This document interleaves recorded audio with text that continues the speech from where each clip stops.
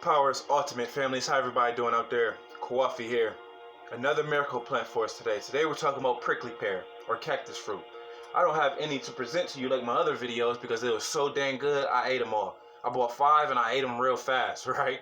So the first things I would like to say is that the botanical name for this is Opuntia. It's also found as O. ficus indica, just like Mangifera indica and the marijuana indica is part of the same genus families. Now, I would like to say that it has 5 to 7 key benefits that I want to target on, and this goes along with mineralization processes. I want to say that it's not like the other botanical videos that have 15 plus nutrients for it, but the ones, like I say, the top 5 that it has is very beneficial for us.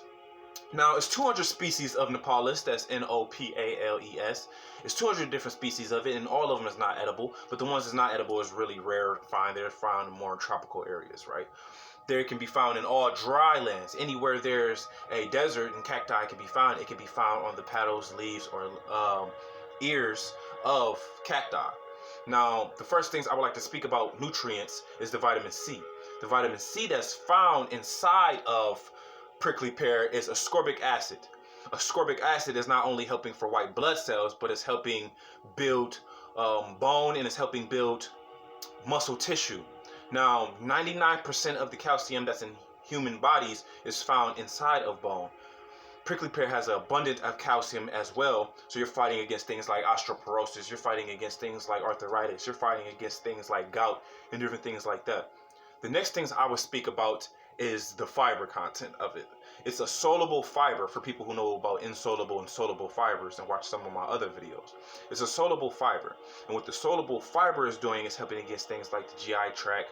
It's helping with things like it's finding sugar and absorbing the sugar in the body, right? So if it's absorbing the sugar in the body, it's lowering bad cholesterol. It has an abundance of potassium, so it's helping lower blood pressure, right? So the next things I would like to speak about for other people who know about potassium and people who know about soluble fiber, when you're dealing with soluble fiber, you're fighting against things like blood clots, right? You're relaxing the blood vessels in the body. The next things I would speak about is beta-lanes. After I speak about this, beta-lanes is strengthening the endothelial walls of blood vessels, right? And it's also appeasing the appetite. So you're fighting against things like weight loss, and if you're fighting against weight loss, diabetes, and everything, and obesity, and other bad diabetic syndromes that come along with it, right? The next, you're also fighting. It also helps the cardiovascular system and strengthens the cardiovascular system. The next thing I would like to speak about is polyphenols. For people who know about polyphenols and know about me, who know that I speak about the mineralization processes and targeting down certain chemical compounds that plants produce. Polyphenols help against cognitive activities. It also helps neurodegenerative diseases and different things like that. Now, the next things I would speak about is a psychotropic compound. So it has mescaline. Mescaline is a chemical that's found in different psychedelics, LSD and shrooms and different things like that. They say that ancient people that was in the desert used this to get past the heat. They used it to get out of the sort of mirages that those bad conditions give you and different things like that, right? So the next things I always like to speak about is that they found it in candy, they find it in jams, and they also use prickly pear to create vodkas.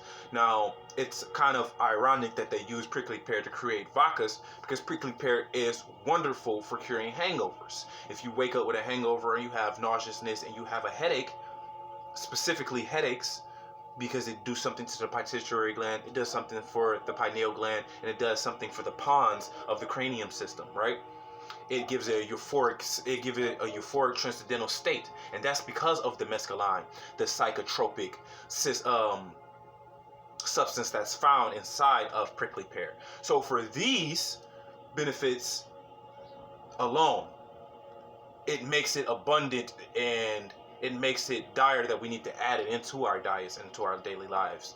Now, when I was looking up serving size, now I've been having conversations about serving sizes and how much you consume these.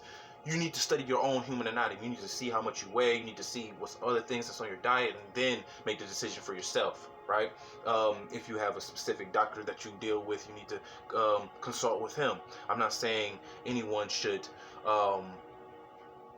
just follow the straight information I would give you as far as a serving size, because maybe your weight size is not my weight size, maybe your atmosphere is not my atmosphere. So as far as serving size, I seen that 3 grams is benefit. As far as getting these benefits is what I say. Now, back in the day, I also wanted to say that it can be used directly on top of the skin for swelling, bruising, and inflammation of the skin. It can be added straight on the top of the skin.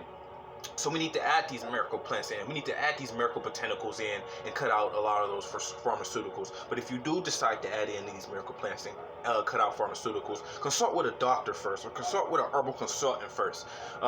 People who live this life on a more strategic and more research and informational level, so you will not be getting finessed in the information, right?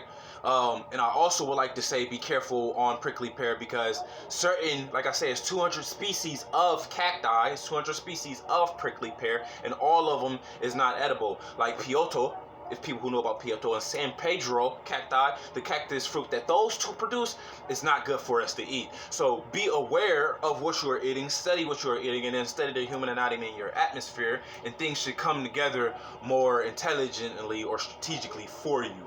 So power is ultimate, family. Everybody stay healthy out there, and add prickly fruit in.